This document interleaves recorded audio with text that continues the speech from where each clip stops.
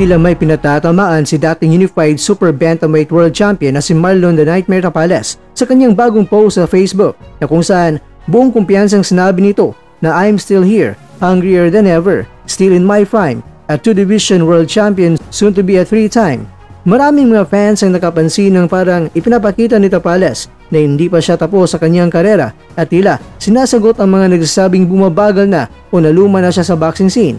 Sa kanyang mensahe, ipinakita ng 32 anyos na boksingero ang kanyang matinding determinasyon na muling makakuha ng kasikatan at muling mangunguna sa pandaigdigang entablado ng boxing. Matatanda ang huling lumaban si Tapales laban sa Japanese superstar na si Naoya Monster Inoue kung saan natalo siya ngunit nakatanggap ng respeto dahil sa kanyang tapang at tibay sa laban. Ngayon, tila may pinapahiwatig ng kanyang pahayag na babalik siya ng mas matindi, handang patunayan na kaya pa niyang makipagsabayan sa mga bagong henerasyon ng mga kampiyon. Kung sino man ang pinatutungkulan ng kanyang still in my prime na pahayag, hindi pa malinaw, ngunit isang bagay ang tiyak. Muling nag-aalab ang apoy ni Marlon Tapales at ang kanyang pagbabalik ay siguradong aabangan ng buong mundo ng boxing. Hindi ako yung taong magbinta ng laro.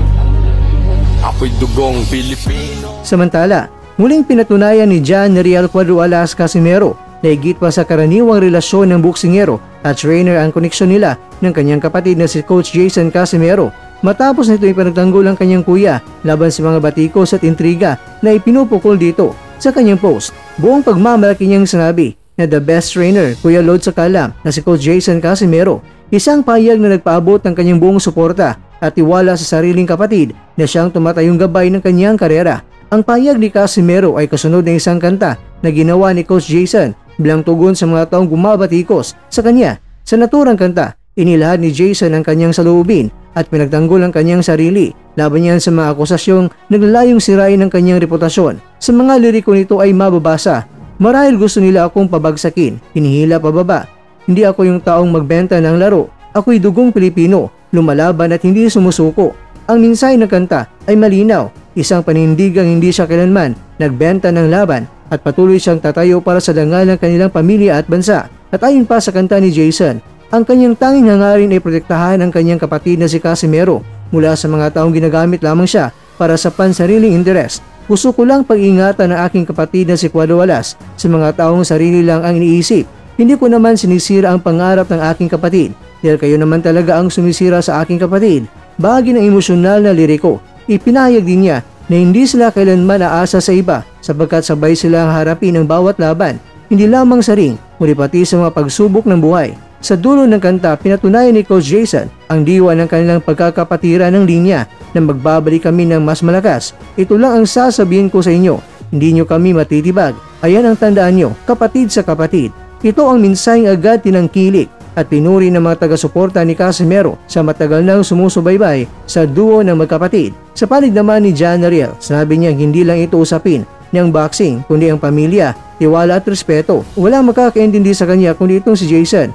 Dagdag pa niya sa isang komento, at para kay Casimero, ang kanilang samahan ay hindi masisira ng intriga dahil bago pa man naugit ang kanilang pangalan sa boxing world, sila ay magkapatid na matatag sa hirap at ginhawa.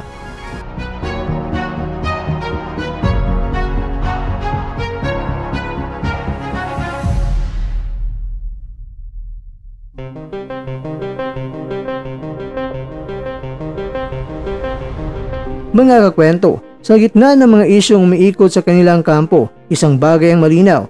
Buo pa rin ang tiwala ni Cuadro Alas sa kanyang kapatid at trainer. At gaya ng sinabi ni Coach Jason, hindi sila kailanman matitibag dahil ang dugo at dangal ng magkapatid na Casimero ay nananatiling matatag at tunay na dugong Pilipino.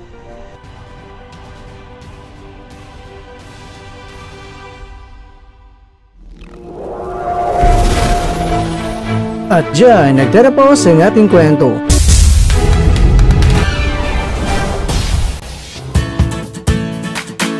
Maraming salamat mga kakwento sa inyong panonood. Pero baka naman mga kakwento ay nagustuhan niyo po ang kwento natin ngayon. Baka pwede niyo po akong mabigyan dyan ng like, subscribe at pa-click na rin sa bell button.